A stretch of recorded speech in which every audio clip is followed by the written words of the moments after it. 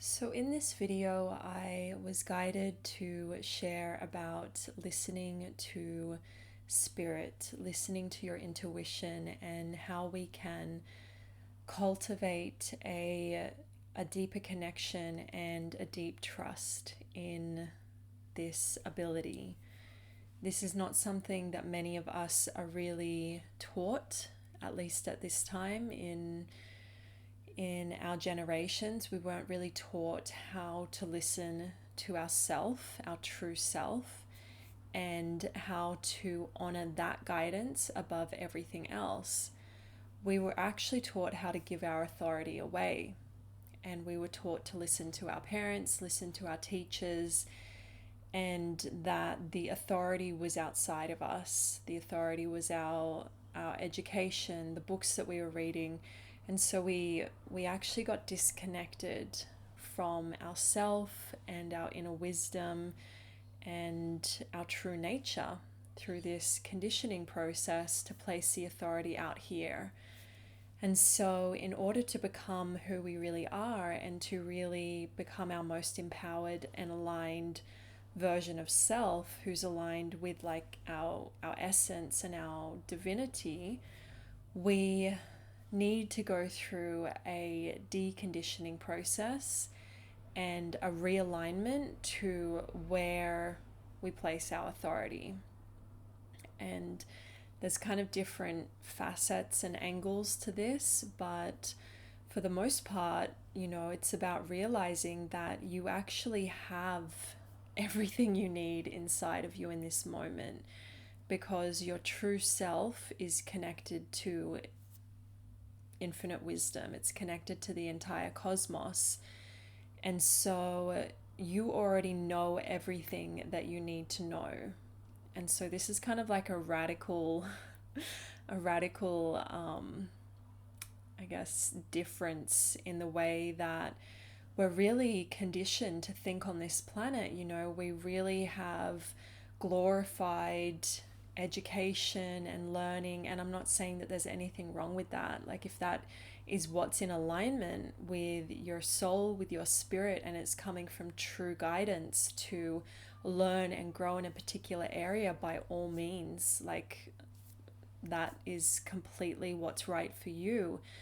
But what we see is that we have a civilization of beings who don't really know who they are and are actually trying to learn and acquire knowledge from a sense of lack, from a sense of, I am not good enough as I am, and so I need to go learn in order to be more respected, or to have a good job, or to be, for status, or whatever it is.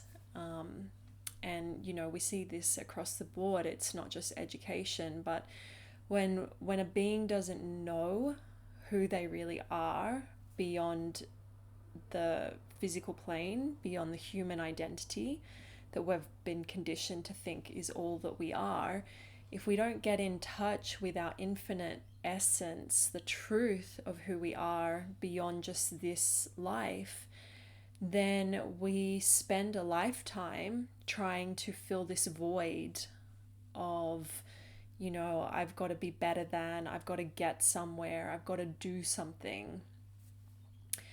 And so what I've found on the awakening journey is that, like, everything is actually back to front. When we live from the ego, when we live from the false self, we chase things that are actually coming from this internal sense of lack, or this internal disconnection that we feel within ourselves. And most people don't even realize that this is the case. But when you're on an awakening path, you sit with yourself and you watch yourself, you watch your thoughts, your mind very intimately. And that naturally gives rise to this deeper self-awareness of realizing that so much of what you've been conditioned to believe that you think you want is actually coming from this disconnection from self, and is coming from this sense of lack, which is actually an illusion, but it's an illusory feeling of, I'm not good enough and I have to achieve things, do things, attain things in this physical world in order to fill this void. But really, this void wants to be filled with God. It wants to be filled with our true self. And so if we choose to awaken instead of chase worldly pursuits, we start to awaken to our inner abundance, our true self, to our connection to source. And, all of the things that we were programmed to think we would receive from getting something in the physical realm, we actually realize we had it within us all along. And from this place of being connected to who we are, there is less of a importance placed on the world, and there is more importance placed on our connection to self and our connection to who we really are, what is our true purpose. And really, when it comes down to it, I feel like all of us share the same purpose, which is to know God, which is the same thing as saying to know who we really are, and to share the love, the light of God. And that's going to look different for all of us because we're still unique, distinct spirits and souls. But at our essence, we know that we are one with God and we are one with each other. Yet we have a special, a distinct purpose that is ours to fulfill. That is our unique function. And we know, as we get in touch with who we really are, we realize, wow, only me, only I could fulfill this function, because I'm the one with my journey, my experience, my gifts. And it doesn't become about trying to fit in anymore or trying to compare ourselves to other people and, well, what are other people doing and how do I fit into that?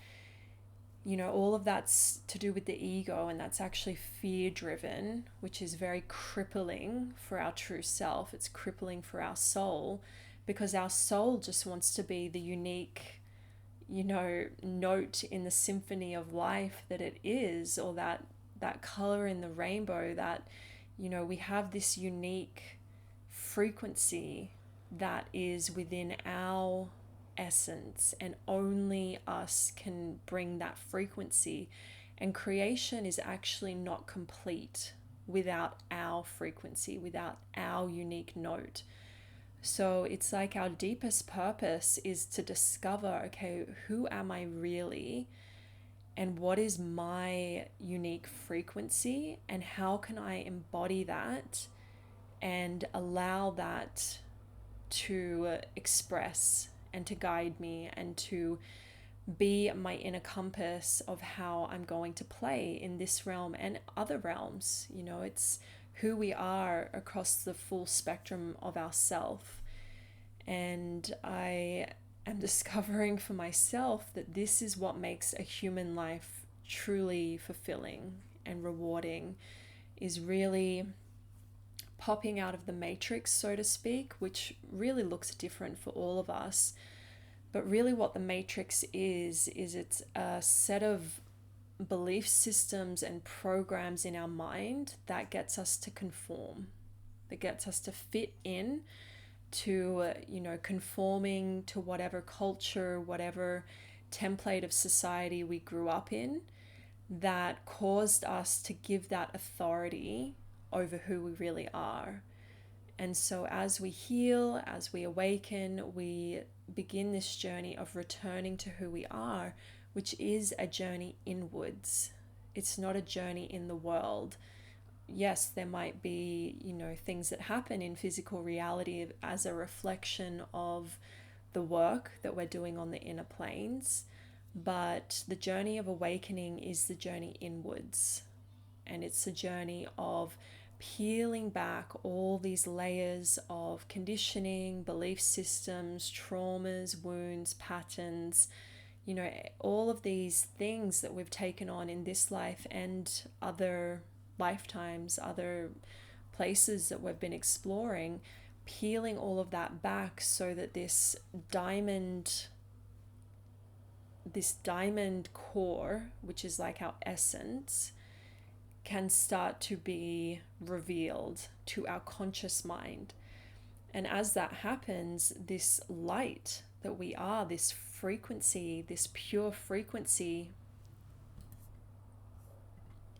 that we are, starts to emanate and it starts to shine through, and we start to receive it. We start to receive the gift of who we are.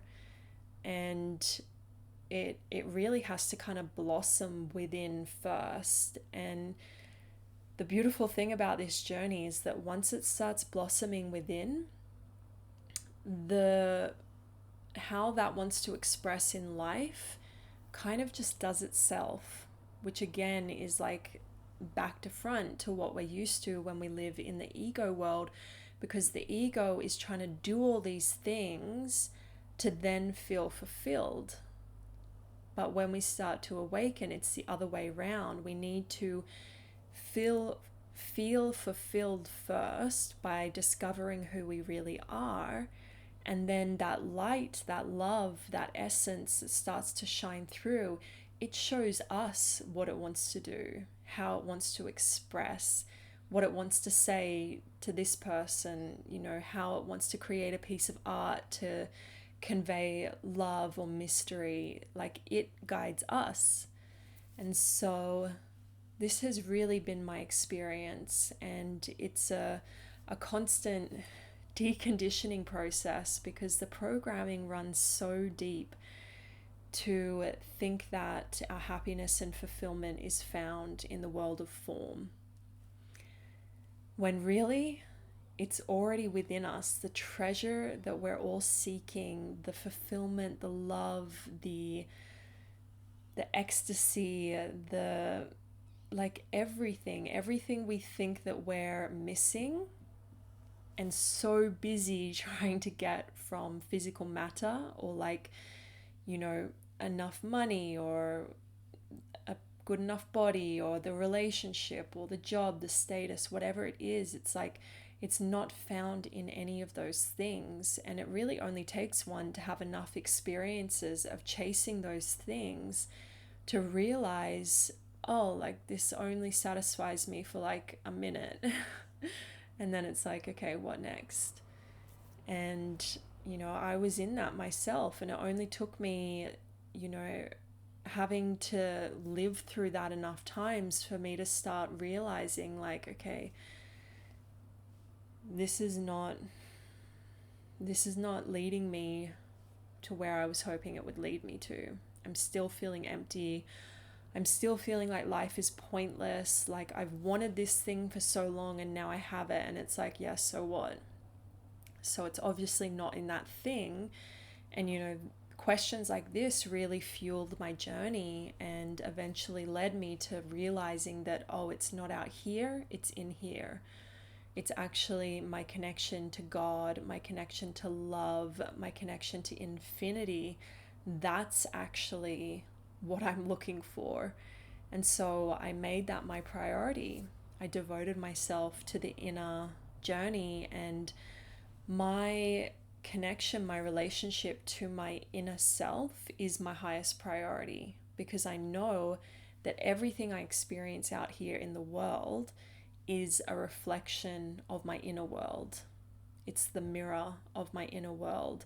And so if there's something playing out here that I'm not enjoying, that I'm not liking, that is causing me pain, is causing me misery, I now know, okay, I need to go within and find the origin of this within my own mind, within my own consciousness.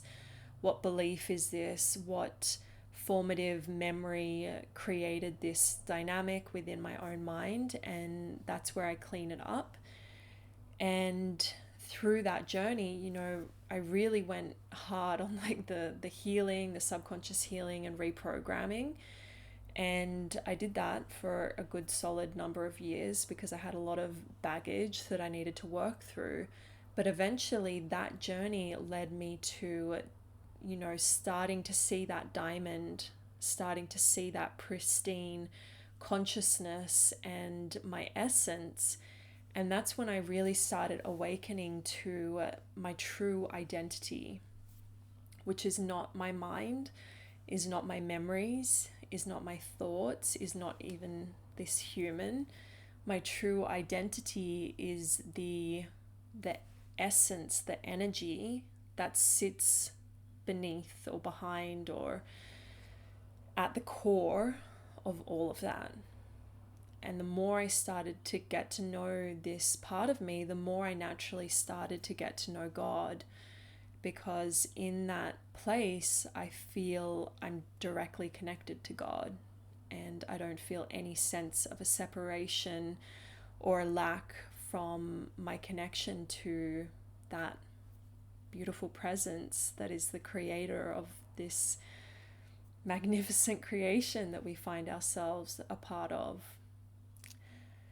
And so, yeah, I can't even remember what the topic of this video was, but I think it was learning to listen to your intuition, learning to listen to spirit. And that's what my journey has looked like. And I have realized that I was actually connected to my intuition all along. And looking back, I can now see that there was always this voice, this inner wisdom guiding me, but I had become so used to disregarding it or thinking like, oh, that's just a thought. And when you're having lots of different thoughts that are coming from different parts of your mind, some coming from your higher self, some coming from your guides and angels, some coming from your ego, some coming from an ancestral pattern, when you can't discern where the voices are coming from, it's just kind of like you just think they're all thoughts. You just think that they're all your thoughts.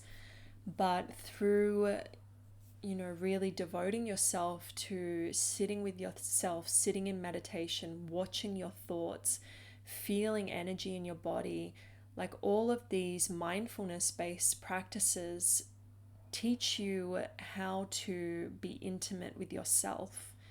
And how to, it just naturally teaches you how to be more discerning about when love is speaking to you, when God is speaking to you in your own mind. It might be in the sound of your voice, like a thought, but you start to discern there's a difference between the thoughts. And some thoughts are very pure and full of love and very clear. And this is our intuition. And looking back, I can see that was always there for me. I just didn't trust it. I didn't see the importance of listening to it. But now that, that's my highest priority, is to discern when love is speaking to me and to really listen. And I actually create dedicated time to listen to this voice, because modern life, it's busy, it's distracting. And so when I need to connect to this voice, I always go into nature without a device, and I'll always say a prayer. I'll set an intention before I go into nature, like I really want to receive guidance about this. I really want to see this from a new perspective. I really want to have a breakthrough around this. Can you please, support me as I go on this walk? And I did this morning, and I had a beautiful breakthrough, and I had so much clarity come through about things that have been feeling really unclear for me, and therefore like generating a bit of inner anxiety. I received all the answers that I needed to receive. So nature, it's such a pure frequency, and it's such a reflection of God's mind, because it hasn't been created by the ego mind. Nature in its pure form has been created by the mind of God. And so when we're in nature, it's a lot easier to get into that divine mind and to feel our true nature, because we're a part of nature too. And when we're in nature, we're reflected by the natural world, our true nature. And I find that that's where I get, the easiest connection to God, to the divine, the most clarity, and the answers to my questions. So that's what I felt guided to share today. I hope this serves you. If it supported you in any way, please give this video a like, and I'd love for you to subscribe to this channel. And thank you for being here. I'm sending you so much love, and I will see you again soon.